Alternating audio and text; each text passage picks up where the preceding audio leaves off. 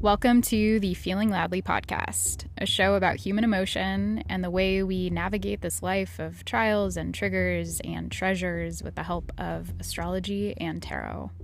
I'm your host, Jana. I'm an astrologer, a tarot reader, and an Akashic Records reader, and I'm here to help you do this messy life with as much grace, ease, and pleasure as possible.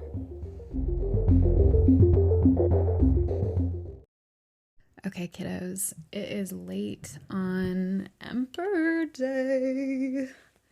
Day 5, card 4 of the majors. So it's like 10:47 p.m. And I got off track a little bit today, but the way that I got off track was that I was doing a whole bunch of other stuff. And it felt very Emperor. I was like in the vibe from the time I woke up. And actually my dog woke me up by throwing up on the carpet at 3 a.m.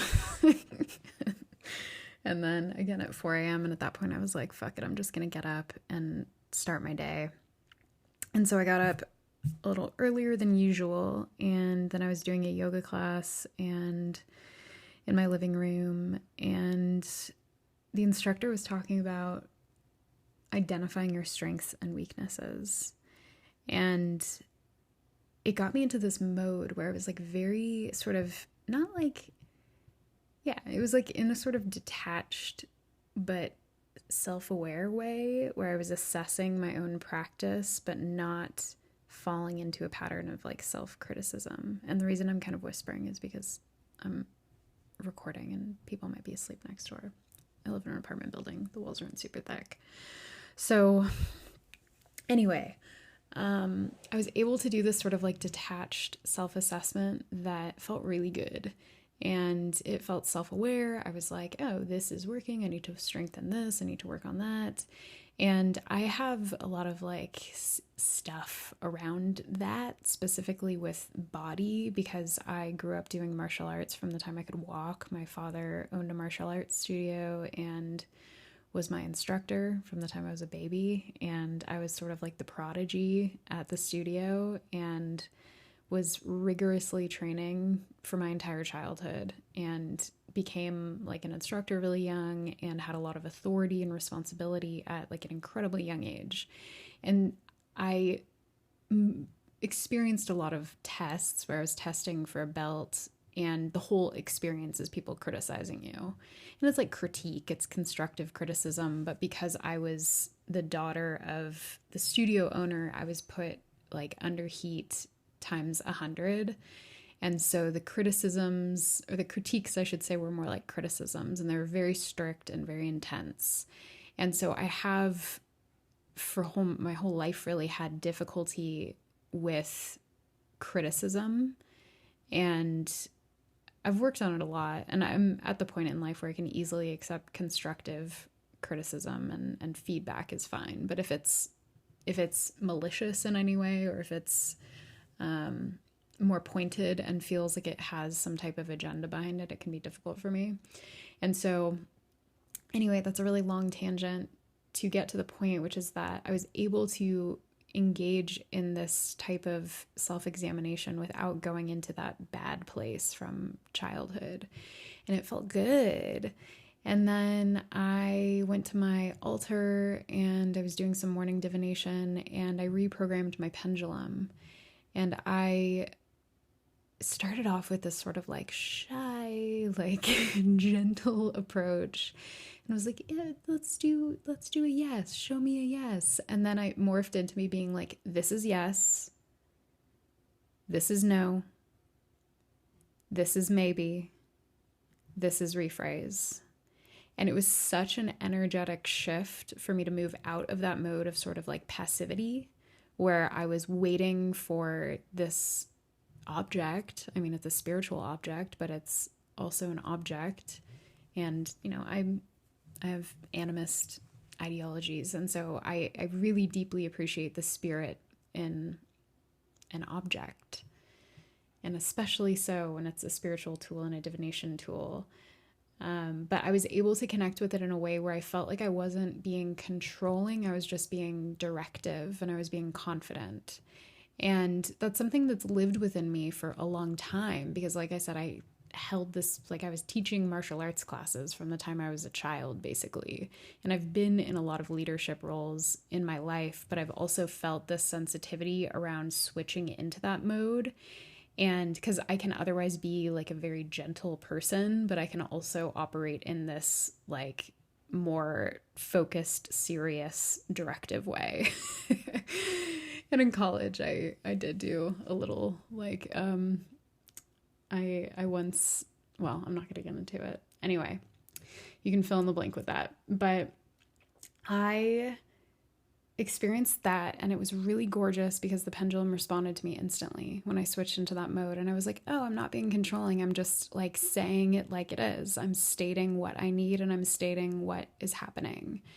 And then that morphed into me coming over to my altar and my other altar, my divination altar, and doing my morning practice. And when I tuned into the Emperor, I saw myself sailing a boat or like driving a motorboat, and then it was like a jet ski, and I saw this V in the water, and it was very directional and focused. Like I was driving, I was behind the steering wheel, and the whole energy of the reading kind of circulated around that. But the other bit was like, you get to choose who you are. And so our question today was, who am I becoming?